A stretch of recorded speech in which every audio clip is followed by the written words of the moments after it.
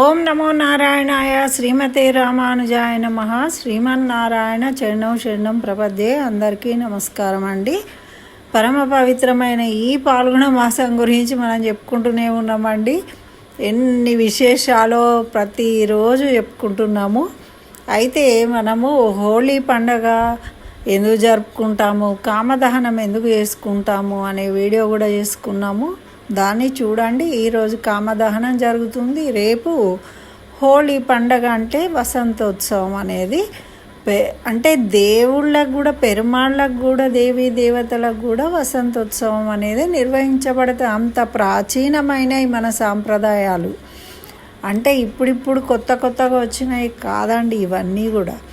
అయితే ఈ విధంగానే ఈ పాల్గొన మాసంలో ఇంకా విశేషమైన ఉత్సవాలు జరుగుతాయి. వాటి గురించి ఇప్పుడు ఈ వీడియోలో తెలుసుకుందాం. దాంట్లో ముఖ్యంగా చెప్పదగింది ఏంటి అంటే పంగుని ఉత్సవము. ఇది పంగుని ఉత్సవం అనేది మనకు మన తెలుగు రాష్ట్రాలలో ఎక్కువగా వినిపించదు. పంగుని ఉత్సవం అంటే ఏం లేదండి, పాల్గొన మాసంలో జరిగే ఉత్సవము అని అర్థం. అయితే ఎక్కడ చూసినా కూడా దేవీ దేవతల యొక్క కళ్యాణ మహోత్సవాలు, బ్రహ్మోత్సవాలు జరుగుతాయి ఈ పాల్గొన మాసంలో. మరి ఎక్కువ శివ కళ్యాణాలు జరుగుతూ ఉంటాయి. శివరాత్రి వస్తుంది కాబట్టి. అదేవిధంగా సుబ్రహ్మణ్య స్వామి కళ్యాణోత్సవాలు అవుతూ ఉంటాయి, నరసింహస్వామి కళ్యాణోత్సవాలు, డోలోత్సవాలు, వసంతోత్సవాలు.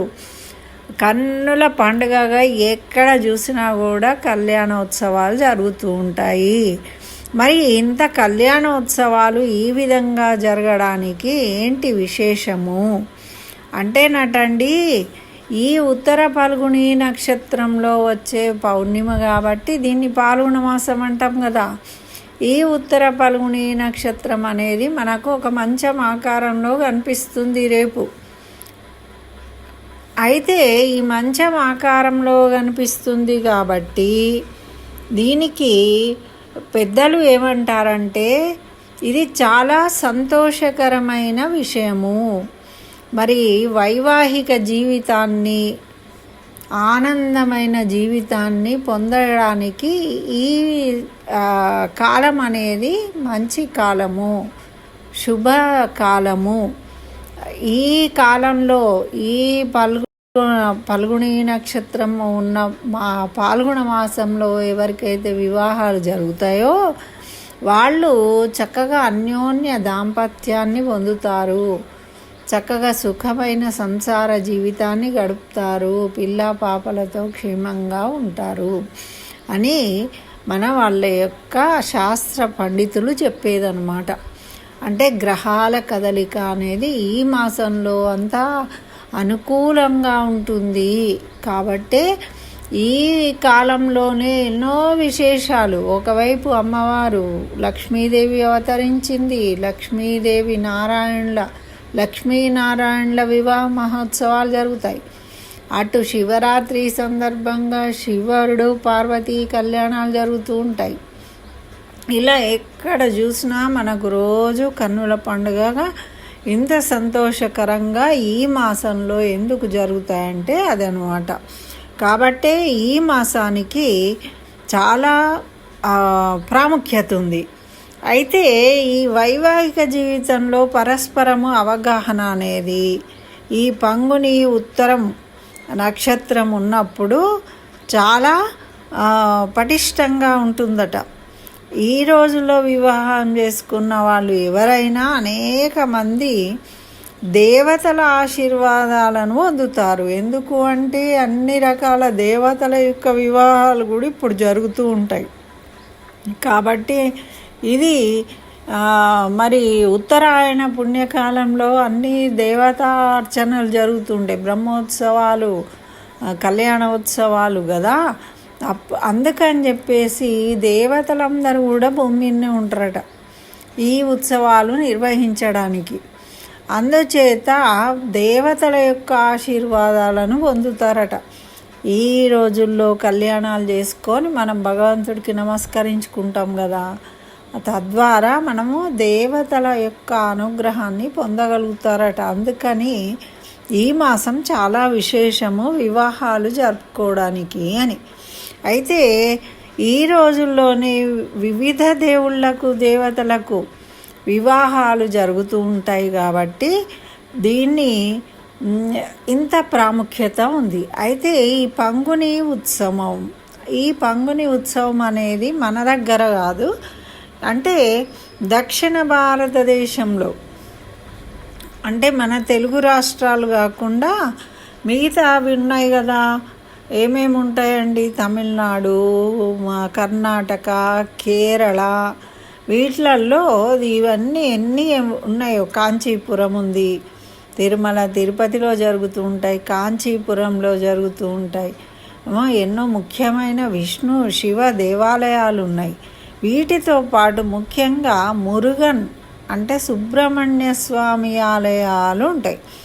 ఇవి కేవలం ఒక కర్ణాటకలోనే 6 ఉంటాయండి. ఆయన సుబ్రహ్మణ్య స్వామి కదా, షణ్ముఖుడు అంటే 6 తలలు కలిగిన వాడు, 6 రూపాలలో జన్మిస్తాడు కాబట్టి 6 పుణ్యక్షేత్రాలు ఉన్నాయట కర్ణాటకలో. ఈ 6 పుణ్యక్షేత్రాలలో కూడా సుబ్రహ్మణ్య స్వామికి వివాహాలు జరుగుతాయి, వివాహ ఉత్సవాలు. ఈ పంగుని ఉత్సవం అంటారు అనమాట దాన్ని. ఇలా కళ్యాణోత్సవం అని కాకుండా దాన్ని ఏమంటారు, ఈ పాల్గొన మాసంలో జరుగుతుంది కాబట్టి పంగుని ఉత్సవం అని అంటారు. మరి ఈ పంగుని ఉత్సవంలో తమిళనాడులో అనేక దేవాలయాల్లో జరుపుకుంటూ ఉంటారు కదా. మరి అట్లా అయ్యప్ప స్వామి ఆలయంలో కూడా ప్రత్యేకమైన పూజలు జరుగుతాయి ఈ పంగుని ఉత్సవం అప్పుడు, ఈ రోజులలో. మరి ఈ పౌర్ణమి అంటే ఇంకా విశేషం అన్నమాట. అయితే ఇక్కడ మనకు అతి ముఖ్యమైన పండగ వాళ్లకు, అంటే మన తెలుగు రాష్ట్రాల్లో అంతగా మనం అనుకోకున్నప్పటికీ ఈ సుబ్రహ్మణ్య స్వామిని చాలా బాగా కొలుస్తారు. మన వాళ్ళు కూడా ఇక్కడ నుంచి వెళ్తూ ఉంటారు అక్కడికి. సుబ్రహ్మణ్య స్వామి, పళని సుబ్రహ్మణ్య స్వామి అంటారు కదండి. అట్లా అక్కడ ఉత్సవాలు జరుగుతాయన్నమాట. ఆ ఉత్సవాలు దర్శించడానికి అంటే మొత్తం దేశాల నుండి చాలామంది ప్రజలు కూడా వెళ్తూ ఉంటారు. మరి ఈ ఉత్సవం అనేది మనకు ఈ పౌర్ణమి రోజు జరుగుతుంది. మరి దక్షిణ భారతదేశంలో అనేక దేవాలయాల్లో పంగుని ఉత్సవం జరుగుతూ ఉంటుంది కాబట్టి సమీపంలోని దేవాలయాలకు భక్తులు తరలి వస్తూ ఉంటారు. ఎక్కడైనా ఉత్సవాలు జరిగినప్పుడు వాళ్ళు ఏం చేస్తారు అంటే, ఈ సుబ్రహ్మణ్య స్వామి యొక్క ఉత్సవాలు జరిగినప్పుడు ప్రసిద్ధ దేవాలయాలు ఎక్కడెక్కడ ఉన్నాయో అక్కడ కోయంబత్తూరు సమీపంలో పేరూర్, పళని, కపాలీశ్వర, మైలాపూర్, పడవళని, మురుగన్ ఆలయాలు 6 ఉన్నాయట అండి అక్కడ. ఈ 6 దేవాలయాల్లో కూడా చాలామంది వెళ్తూ ఉంటారు. మరి వీళ్ళు వెళ్ళేటప్పుడు అందరూ నెత్తి మీద పాలకుండలు పట్టుకొని తీసుకొని వెళ్తూ ఉంటారు. ఎందుకంటే మురుగన్కి సమర్పిస్తారు. మరి ఇలా కొంతమంది ఏమో కోరికలతోని, ఇప్పుడు మనము ఊరికే దర్శనానికి కూడా వెళ్ళే వాళ్ళు ఉంటారు, ఏదైనా మొక్కులు కోరుకొని కావాలి అని కోరుకునే వాళ్ళు కూడా ఉంటారు. మొక్కులు కోరుకొని అయిపోయిన తర్వాత, తీరిన తర్వాత కూడా దర్శనాలకు వెళ్ళే వాళ్ళు ఉంటారు. ఎవరు ఏ విధంగా వెళ్తే వాళ్లకు అనుకూలంగా వాళ్ళు తీసుకెళ్తూ ఉంటారు కానుకలు. అయితే మరి ఈ ఉత్సవం అప్పుడట చాలామంది ఏం చేస్తారు అంటే, ఇక్కడ పౌర్ణమి తేదీ నాడు పూజలు చేస్తారు. అందుకని పౌర్ణమి తేదీకి అక్కడ ఉండేటట్టు వెళ్తారనమాట.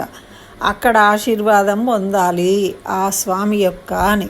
ఇప్పుడు వీళ్ళందరూ పొద్దున్న లేచి స్నానం చేసి కొత్త బట్టలు కట్టుకొని మరి శివుడు పార్వతిని పూజిస్తారు, శివ పార్వతులను.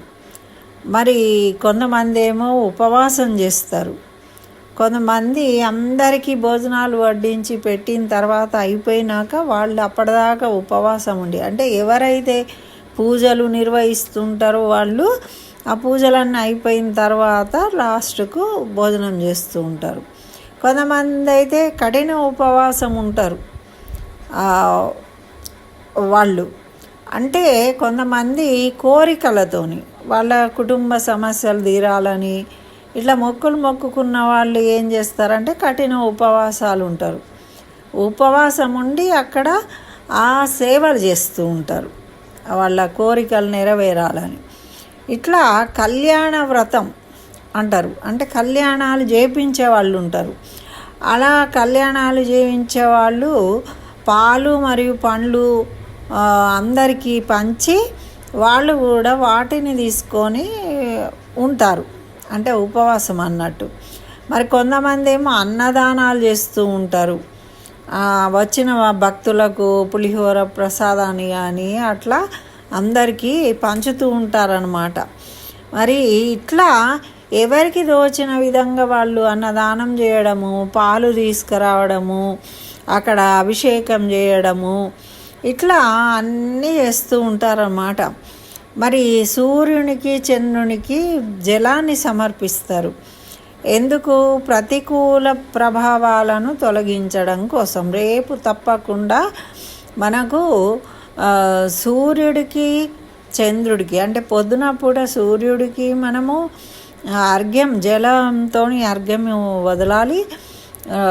మరి సాయంత్రము చంద్రోదయం సమయం అయిపోయిన తర్వాత చంద్రుడికి కూడా మనము అర్ఘ్యం ఇచ్చి నమస్కరించుకోవాలి. ప్రతి పౌర్ణమికి చేయాలండి. మర్చిపోయినప్పటికీ ఈ పౌర్ణమికి తప్పకుండా చేయండి, చాలా విశేషమైన పౌర్ణమి కాబట్టి. అయితే ఈ విధంగా అందరూ కూడా పూజలు చేస్తూనే ఉంటారు ఈ దేవాలయాలలో అన్నమాట. అయితే ఈ పంగుని ఉత్సవానికి వెళ్ళే వాళ్ళు ఇంకొకటి ఏం చేస్తారు అంటే కుండలి, అంటే కొంతమందికి నాగదోషాలు, సర్పదోషాలు, కుజ దోషాలు ఉండి జీవితంలో ఎదుగుదల ఉండదు. వాళ్ళు ఏది ముందు చేద్దామన్నా కానీ ఆటంకాలు వస్తూ ఉంటాయి. వాళ్ళు అనుకున్న పనులు కావు. ఎదురుగా వీళ్ళకే ఇంకా ఏవో ఆటంకాలు ఏర్పడడం అనేది జరుగుతూ ఉంటుంది కదా. అట్లాంటి వాళ్ళందరూ కూడా ఈ పండగ సమయంలో అక్కడ వెళ్ళి దర్శించుకోవడం వల్ల వాళ్లకు ఆ దోషం అనేది తొలగిపోయి వాళ్ళకు అనుకూలత ఏర్పడుతుంది అని ఒక నమ్మకము. జ్యోతిష పండితులు కూడా విషయాన్ని చెప్తూ ఉంటారు. కాబట్టి ఇలా రకరకాల భక్తులు అక్కడికి వెళ్ళి దర్శనం చేసుకుంటారు. దీన్ని పంగుని ఉత్సవం అంటారనమాట. అయితే ఇక్కడ ఇంకొక ప్రత్యేకత, ఇప్పుడు మనకు వేములవాడలో కోడలను తీసుకుపోయి ఇస్తూ ఉంటారు కదా, అట్లా ఇక్కడ కావడి అట్టం అంటారు. కావడి అంటే ఏంటిది? మురుగన్ దేవుడికి అంటే సుబ్రహ్మణ్య స్వామికి వాళ్ళ భుజాల మీద కావడి అంటారు, తెలుసు కదండి. ముందు కోటి వెనుక కోటి కట్టి భుజాల మీద వేసుకుంటారు సమానంగా. వాటిళ్ళల్లో నెమలి ఈకలు, పువ్వులు అన్నిటితోని అలంకరించుకొని వాటిల్లో పాలు పోసుకొని లేదంటే బెల్లము దాటిని ఆ కావడిలలో తీసుకొని వెళ్తారనమాట. దీన్ని కావడి అట్టము అంటారు. ఇది ప్రత్యేకత ఈ సుబ్రహ్మణ్య స్వామి ఆలయాలలో అన్నమాట. ఇది పంగుని ఉత్సవ విశేషాలు సుబ్రహ్మణ్య స్వామి. మరి సుబ్రహ్మణ్య స్వామి కళ్యాణం ఎవరితో జరిగింది అంటే మరి సాక్షాత్తు ఆ దేవేంద్రుడి కూతురు దేవసేన, ఆమె పేరు వల్లి దేవసేన, ఇద్దరు ఉంటారు. సుబ్రహ్మణ్య స్వామి కళ్యాణం చేసుకుంటాడు. వాళ్ళలో దేవసేన అనే ఆమె ఇంద్రుడి యొక్క కూతురు. ఆమెను ఐరావతం పెంచిందట. ఐరావతము తెల్లని ఏనుగు ఉంటుంది కదా ఇంద్రుడి దగ్గర, ఆ ఐరావతము పెంచింది ఆమెని. అందుకనే అక్కడ ఆ పళని సుబ్రహ్మణ్య స్వామి క్షేత్రాలలో ఏనుగులు కూడా దర్శనమిస్తూ ఉంటాయి. ఏనుగు మీద కూడా ఊరేగింపు జరుగుతుంది అని మనకు పురాణాలు, నారద పురాణంలో ఉంది ఈ విషయం. అయితే ఆ విధంగా ఇంద్రాది దేవతలు కూడా వస్తారన్నమాట వీళ్ళ వివాహానికి. అందుకే ఈ సమయంలో వివాహం చేసుకున్న వాళ్లకు మానవ కళ్యాణాలు జరిగినా కూడా వాళ్లకు దేవతలు ఇక్కడ ఉంటారు కాబట్టి వాళ్ళ ఆశీర్వాదాలు కూడా కలిగి చాలా మంచి జీవితాన్ని పొందగలుగుతారు అని మన వాళ్ళు చెప్తూ ఉంటారు. ఇది ఈ పంగుని ఉత్సవానికి సంబంధించింది. ఇది సుబ్రహ్మణ్య స్వామి దేవాలయాల్లో జరిగేది. అయితే ఇంకొక విశేషం ఏంటి అంటే మనకు శ్రీరంగం ఉంది. మరి శివ దేవాలయాలలో శివుడి కళ్యాణాలు జరుగుతూ ఉంటాయి. అదేవిధంగా మాకు శ్రీరంగం ఉంది కదా, తమిళనాడులోనే ఉంటుంది ఇది కూడా. ఈ శ్రీరంగంలో ఏడాదిలో ఈ ఒక పంగుని ఉత్సవం రోజు మాత్రమే శ్రీరంగనాథ స్వామితో ఒకే వేదిక మీద రంగనాయకి అమ్మ, రంగనాయకి దేవి కూడా ఉంటుంది అక్కడ. కానీ ఎప్పుడూ ఆమె దేవాలయంలోనే ఉంటుంది. కానీ ఈ పంగుని ఉత్సవంలో రంగనాథుడి పక్కన ఒకే వేదిక మీద రంగనాథ పెరుమాళ్ళు మరియు రంగనాయకి సహితంగా మనకు దర్శనమిస్తారు. వాళ్ళ కళ్యాణోత్సవం అనేది జరుగుతుంది అక్కడ కూడా. ఏడాదిలో ఈ ఒక్కసారే వాళ్ళిద్దరిని ఒక వేదిక మీద మనం దర్శించుకోవచ్చు అన్నమాట. ఇదొక విశేషము. మరి దీన్నే పంగుని ఉత్సవం. మరి మనకి ఇంకొక విశేషం ఏంటి అంటే ఈ పంగుని ఉత్సవం నాడు తిరుపతి వెంకటేశ్వర ఆలయంలో 7 పవిత్ర పుష్కరిణీలు ఉన్నాయి. మనం పుష్కరిణీల గురించి చెప్పుకున్నాం కదా. అందులో తుమ్ముర తీర్థం అని ఒకటి ఉంది. ఆ తీర్థాలు, ఆ తుమ్ముర తీర్థంలో లక్షలాది మంది పోయి స్నానాలు చేస్తారట. అంటే దేవతలు కూడా వచ్చి ఈరోజు ఇక్కడ కొండ మీద ఉన్న తుమ్ముర తీర్థంలో స్నానమాచరిస్తారట. అది బ్రహ్మాండ పురాణంలో మనకు తెలియజేసిండ్రు. కాబట్టి ఆ విధంగా దేవతలు కూడా స్నానం చేసే అంత పవిత్రమైన ఆ తుమ్ముర తీర్థంలో మనము గనక స్నానం చేసినట్టయితే మనకు పునర్జన్మ రాహిత్యం పొందుతాము. అంటే మళ్ళీ జన్మనే రాదు. పుణ్యము పాపము ఏది లేదు, జన్మనే రాకుండా జనన మరణ చక్రం నుండి విముక్తి పొంది మనము ఆ శ్రీమన్నారాయణి కొలువులోనే ఉంటామన్నమాట. ఇంకా మళ్ళీ జన్మ అవసరం లేకుండా. అంత మహత్తరమైన రోజు రేపు. కాబట్టి ఇన్ని విశేషాలు ఉన్నాయి. అయితే ఈ పంగుని ఉత్సవం రోజే గోదా కళ్యాణం జరుగుతుంది. మనం గోదా కళ్యాణం అనేది ఇక్కడ సంక్రాంతి ముందు రోజు భోగి రోజే చేస్తాం. కానీ అప్పుడు గోదా కళ్యాణం జరగలేదు, ఈ మాసంలో జరిగిందనమాట. కాబట్టి శ్రీరంగంలో ఈ మాసంలో జరిపిస్తారు వాళ్ళు. ఈ మాసంలో ఎందుకు జరిగింది ఏమిటి అనేది మనము దాన్ని ఇంకొక వీడియోలో తెలుసుకుందామండి. ఇది కేవలం పంగుని ఉత్సవం విశేషాలు రేపు జరగబోయేవి. కాబట్టి రేపు విశేషంగా చక్కగా ఎక్కడైనా దేవాలయానికి వెళ్ళి ఉత్సవాలు దర్శనం చేసుకోండి. ఇంట్లో మాత్రం లక్ష్మీదేవిని పూజించుకోండి. చక్కగా మల్లెపూలతోనో చామంతి పూలతోనో అమ్మవారిని పూజించుకొని లక్ష్మీనారాయణ హృదయ స్తోత్రాన్ని పఠించండి భక్తితోని.